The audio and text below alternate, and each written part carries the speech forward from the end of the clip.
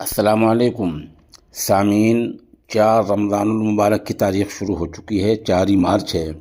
خبر کا عنوان ہے نماز تراویح کے دوران کہاسنی، شور اور بعد میں لاٹھی ڈنڈے، کئی لوگ زخمی۔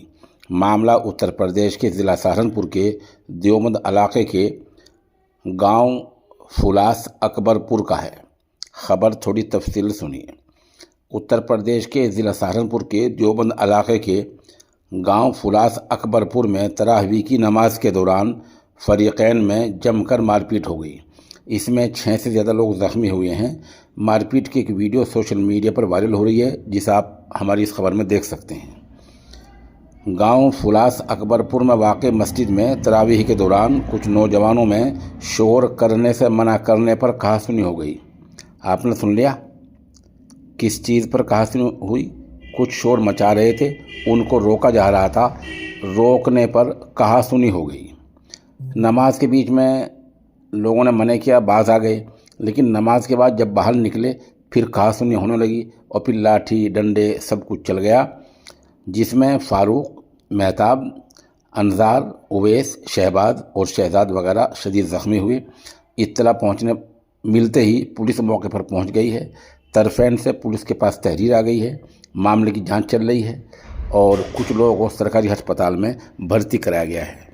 اس سے آپ اندازہ لگائیں کہ مسلمان کہاں پہنچ چکے ہیں۔ قرآن شریف کی واضح آیت ہے، بسم اللہ الرحمن الرحیم، وَإِذَا قُرِئَ الْقُرْآنُ فَاسْتَمِعُوا لَهُ وَأَنصِتُوا لَهُ۔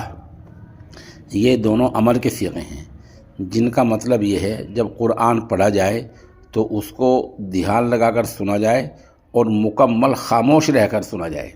یہ نہیں بات کرتے رہو سنتے رہو، جیسے کچھ لوگ تراویح کھڑی رہتی ہے، امام تلاوت کرتا رہتا ہے، کچھ لوگ پیچھے بات کرتے رہتے ہیں۔ اس طرح بات کرنا گناہ کبیرہ ہے، حرام ہے، قرآن شریف کی ہدایت کے سراسر خلاف ورزی ہے۔ یہ لوگ گناہ کماتے ہیں، ایسے لوگ گناہ ملتا ہے۔ گناہ کا یہی انجام ہوتا ہے جو سر پھٹول میں دیوبند کے پاس گاؤں میں ہوا ہے۔ ہمارے بہت سارے اطراف میں تراویح ہوتی رہتی ہے، لوگ پیچھے باتیں کرتے رہتے ہیں، یہ پورے طور سے حرام ہے، اس میں کوئی گنجائش اسلام میں نہیں ہے۔